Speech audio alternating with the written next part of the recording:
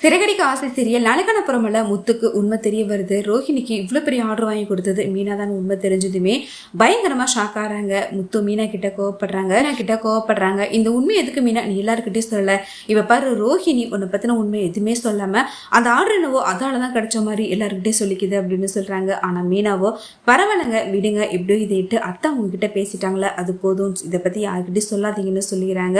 விஜயா மறுபடியும் மீனாவை ரொம்பவே இன்சல்ட் பண்ணி பேசுறாங்க. ரோஹிணிய உயர்த்தி பேசுறாங்க.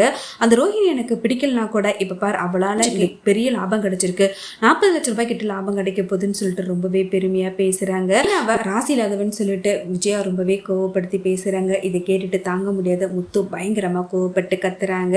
நிறுத்துங்க, அந்த ஆர்டர் வாங்கி கொடுத்ததே மீனா தான், மீனா மட்டும் இல்லைன்னா இந்த ஆர்டர் அவங்களுக்கு கிடைச்சிருக்காதுன்னு சொல்றாங்க. இதை கேட்டு விஜயா பயங்கரமா ஷாக் ஆறாங்க. இந்த விஷயத்தை எதுக்காக ரோஹிணி தங்கிட்ட சொல்லலன்னு சொல்லிட்டு ரோஹிணியை கூப்பிட்டு கேட்கறாங்க. உண்மையை சொல்லி இவன் சொல்றது உண்மையா அப்படின்னு சொல்லி கேட்குறாங்க. ரோஹிணியோ ஆமான்னு சொல்றாங்க. இதை கேட்டு டென்ஷன் ஆன விஜயா ரோஹிணி கணத்திலேயே ஓங்கி அரைஞ்சுறாங்க. எத்தனை தடவை சொன்னாலும் நில திருந்தவே மாட்டேன், எப்பவுமே உண்மையை சொல்லவே மாட்டியா, எதுக்காக இது மாதிரி போய் பேசிக்கிட்டு இருக்கேன்னு பயங்கரமா கோவப்பட்டு கத்துறாங்க.